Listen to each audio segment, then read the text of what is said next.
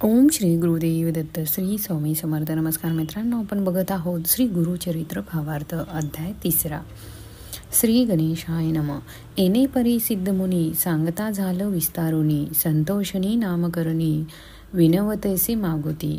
सिद्धमुनींच्या पूर्वकथा सांगण्यामुळे नामधारकाच्या मनात दृढ भक्ती निर्माण झाली आणि त्याने सिद्धमुनींनाच आपले गुरु होण्याची विनंती केली. त्यामुळे सिद्धमुनींनी त्याला आशीर्वाद दिला व आपण श्री गुरुचरित्र रूपी अमृत सेवन करून तृप्त राहतो असे देखील सांगितले.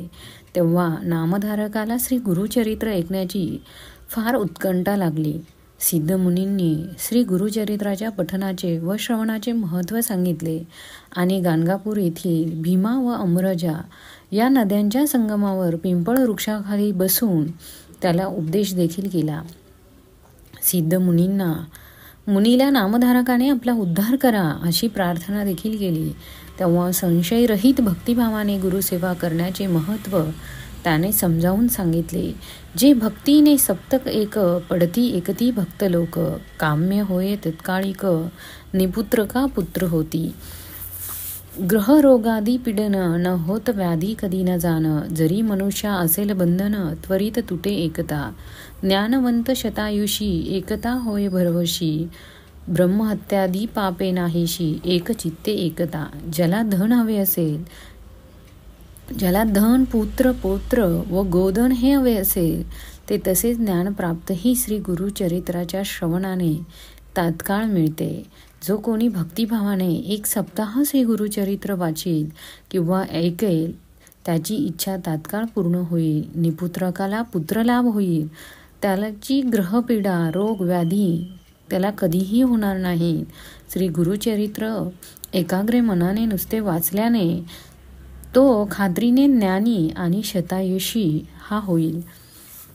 हे ऐकल्यानंतर नामधारकाने सिद्धमुनींना नमस्कार करून मला तारा अशी विनवणी केली. तेव्हा सिद्धमुनींनी शिष्याला अभय दिले व पिंपळ वृक्षाखाली बसून त्याला ज्ञानोपदेश करू लागले. हे शिष्या नामधारका, तुला गुरुच्या दास्यांचे महत्त्व माहीत नाही म्हणून तुला चिंता कष्ट पडतात.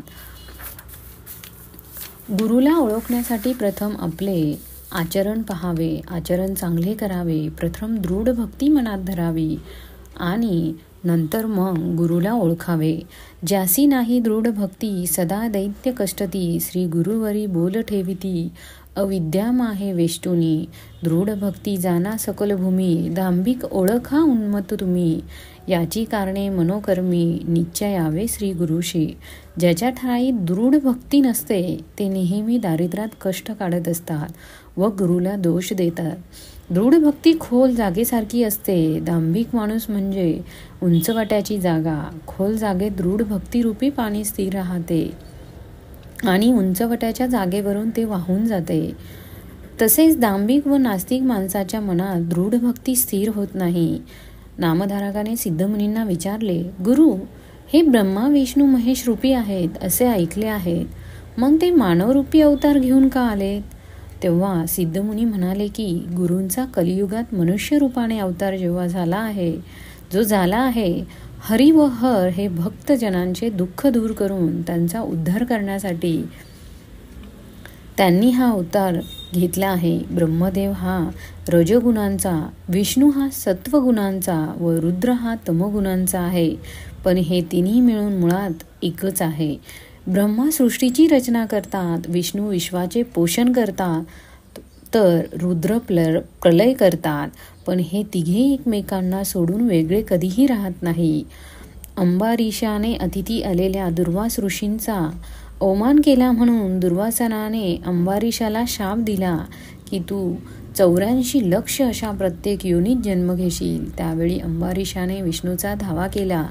विष्णू आपल्या भक्तावरील संकट दूर करण्यासाठी धावून आले व त्यांनी दुर्वास ऋषींचा शाप स्वतःवर ओढून घेतलाच. या शापामुळे विष्णूला 10 अवतार घ्यावे लागले व या सर्व अवतारात विष्णूने ग्लानी आलेल्या धर्माचे रक्षण केले, दुष्टांचा नाश केला, सज्जनांचे रक्षण केले, भक्तांचे दुःख दूर केले. सिद्धमुनी म्हणाले, हे नामधारका, पूर्वपुण्याईमुळेच श्री गुरुचरित्र ऐकण्याची उत्कंठा ही उत्पन्न होते व गुरुसेवेने इच्छिक प्रपंच देखील हा व्यवस्थित चालतो. मित्रांनो, पुढील भाग बघण्यासाठी चॅनलला सबस्क्राईब करा. धन्यवाद.